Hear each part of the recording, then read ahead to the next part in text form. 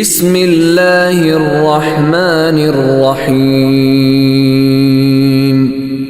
أرأيت الذي يكذب بالدين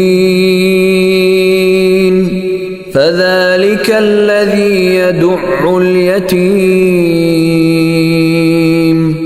ولا يحض على طعام المسكين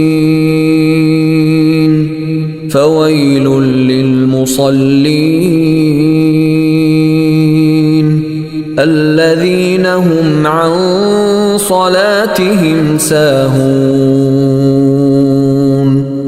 الذين هم يراءون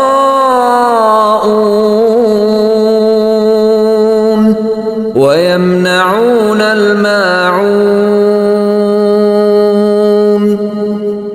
صدق الله العظيم.